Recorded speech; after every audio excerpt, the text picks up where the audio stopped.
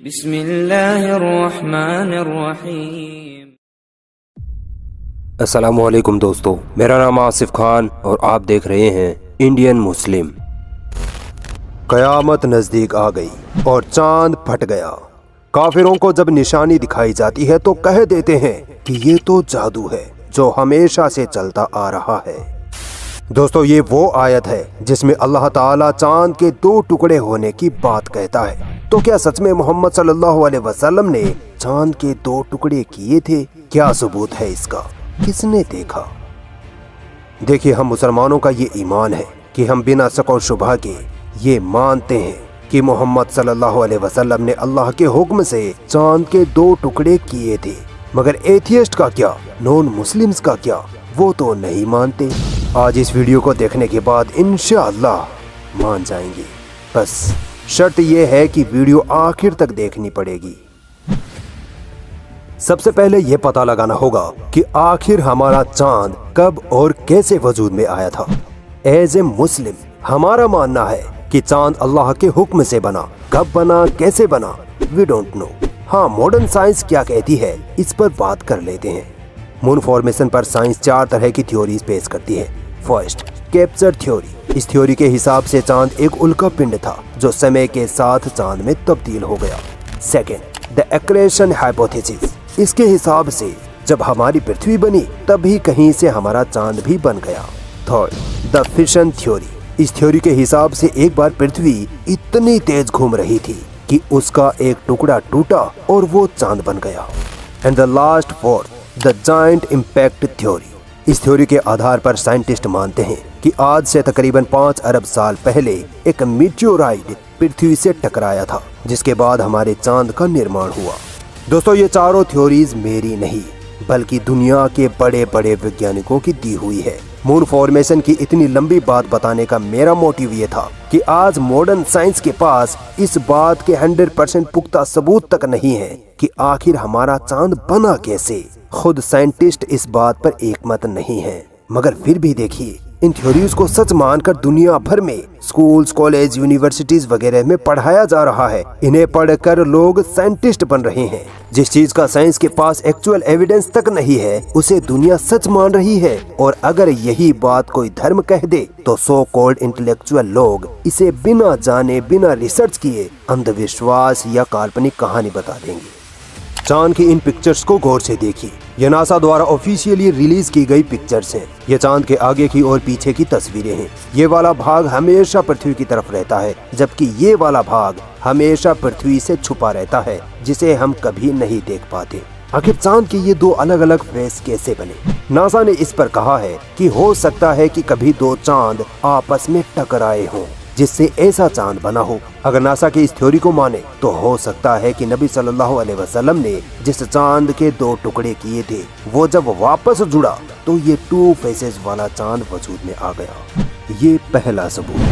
अब आइए आपको दुनियावी इतिहास और धार्मिक इतिहास के मामलों में लिबरल, सेकुलर और साइंस को ही सब कुछ मानने वालों के डबल स्टैंडर्ड्स का एक एग्जाम्पल देता हूँ।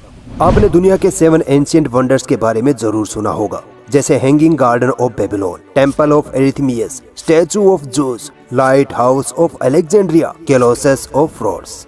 आपको पता है, इतिहास से इन चीजों के बारे में आज तक ना तो कोई आर्कियोलॉजिकल एविडेंस मिला, ना कोई एक्चुअल फिजिकल एविडेंस मिला और ना ही कोई आई विटनेस अकाउंट मौजूद है। फिर भी इन काल्पनिक चीजों को आज इतिहास की किताबों में सच मानकर छापा जा रहा है। इनके बारे में स्कूल्स, कॉलेजों में पढ़ाया जा रहा है। जबकि दूसरी तरफ मोहम्मद सल्लल्लाहु अलैहि वसल्लम द्वारा चांद के 2 टुकड़े करने के आई विटनेस एविडेंस मौजूद है, पुख्ता हिस्टोरिकल रिकॉर्ड मौजूद है, यहाँ तक कि साइंटिफिक प्रूफ भी आज हमारे पास है, जिसके बारे में आगे जरूर बताऊंगा। मगर फिर भी दोस्तों, आज के हिपोक्रेट्स लोग इस्लाम के इस मौजूदे को मानने को तैयार नहीं। क्यों? क्योंकि अगर ये लोग चांद के 2 टुकड़े होने की बात को एक्सेप्ट कर लें तो इनको ये भी एक्सेप्ट करना पड़ेगा कि मोहम्मद सल्लल्लाहु अलैहि वसल्लम सच्चे नबी हैं और इस्लाम सच्चा धर्म है, जो कि ये लोग कभी नहीं चाहते।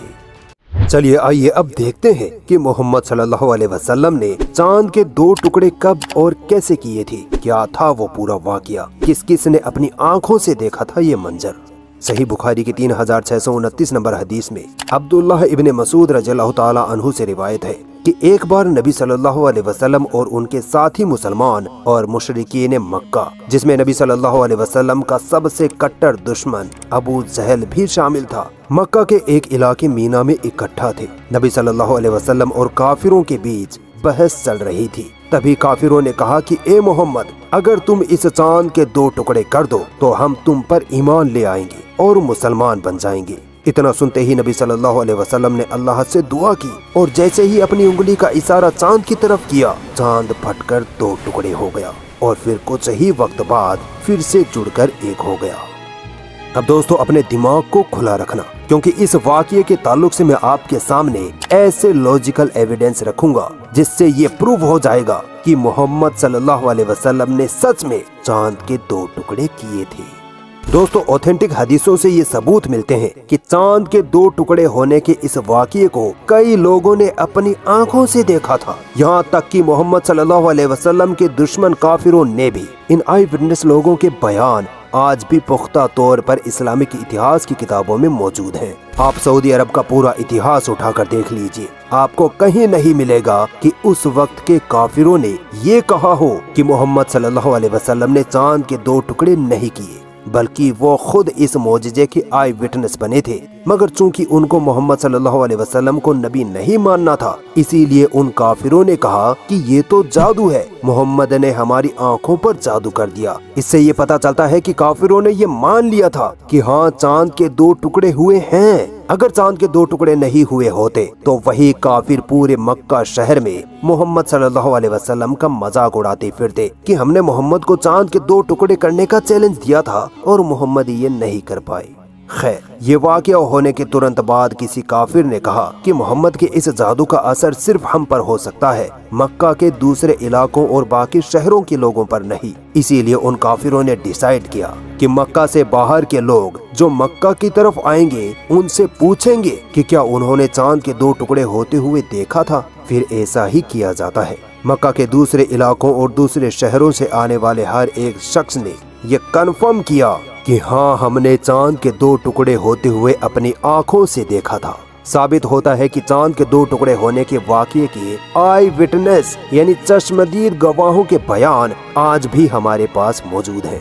कुछ लोगों को ये वाक़या किस्सा कहानी लग रहा होगा। बताना चाहूँगा कि इस्लामिक हदीसों की ऑथेंटिसिटी का सिस्टम दुनिया के हर इतिहास से कहीं ज्यादा रिलायबल और ट्रस्टवर्दी माना जाता है। इस्लाम की छोटी से छोटी बात को जानने के लिए भी उसे कई लोगों से कंफर्म किया जाता था। पूरी ह्यूमन चेन होती थी और जो लोग इसमें इन्वॉल्व होते थे उनका पूरा बायोडाटा कलेक्ट किया जाता था। उनके बारे में सबसे पूछा जाता था कि ये इंसान झूठ बोलने का आदी तो नहीं था, कहीं ये अपनी तरफ से मिलावट करके बातें तो नहीं बताता था। उन सब का रहन सहन, घर परिवार, खानदान, कबीला, उनकी सबकी पूरी बायोग्राफी जानने के बाद ही ये डिसाइड किया जाता था कि उनकी कही हुई बात को एक्सेप्ट किया जाए या नहीं। जिन लोगों ने चांद के 2 टुकड़े होते हुए अपनी आंखों से देखा था उनकी भी पूरी बायोग्राफी हदीसों में मौजूद है। कुछ लोगों के मन में ये सवाल जरूर पैदा हुआ होगा कि चांद के 2 टुकड़े हो गए, इतनी बड़ी घटना हुई थी तो जरूर दुनिया के बाकी लोगों ने भी ये वाकया देखा होगा, उसका क्या सबूत है?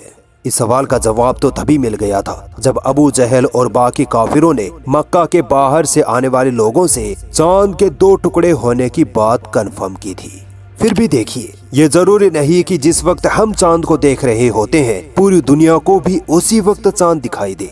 ये वाकया जिस वक्त हुआ उस वक्त पूरे यूरोप में आधी से ज्यादा रात गुजर चुकी थी, इसीलिए वहाँ के लोग सो चुके थे। बाकी कुछ जगहों पर चांद सऊदी अरब के मुकाबले देर से या जल्दी से निकलता है। कुछ जगहों पर दिन होता है तो चांद वैसे ही नहीं दिखाई देता और कुछ जगहों पर बादल बारिश की वजह से चांद नजर ही नहीं आता। और ये जरूरी नहीं कि हर इंसान पूरी रात सिर्फ चांद पर ही नजर गड़ाए बैठा रहे। हाँ, भारत से हमें एक सबूत मिलता है जिसमें केरल के राजा चेरामन पेरुमल ने ये वाकया अपनी आंखों से होता हुआ देखा था। इसके रिटन एविडेंस आज भी national digital library of India में मौजूद है। इसके बाद राजा चेरामन पेरुमल मुसलमान बन गए थे और उनकी बनाई मस्जिद चेरामन जुमा मस्जिद आज भी केरल के मालाबार में स्थित है।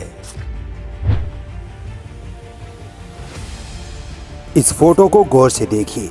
नासा के अपोलो 10 मिशन 1969 द्वारा ये तस्वीर ली गई थी। ये चांद की सरफेस पे बनी 300 किलोमीटर लंबी दरार है जो कंटिन्यू होते हुए पूरे चांद पर मौजूद है। सवाल पैदा होता है कि आखिर चांद पर इतनी लंबी और गहरी दरार कैसे बनी? क्या खुद ब खुद बन गई या चांद 2 टुकड़े हुआ था? ये इसका प्रूफ है। चांद पर बनी इस दरार को देखने से साफ पता चलता है कि ये दरार मोहम्मद सल्लल्लाहु अलैहि वसल्लम द्वारा चांद के 2 टुकड़े करने और फिर वापस जुड़ने के बाद ही वजूद में आई है। भले ही नासा इसे ना माने मगर सबूत सबके सामने है।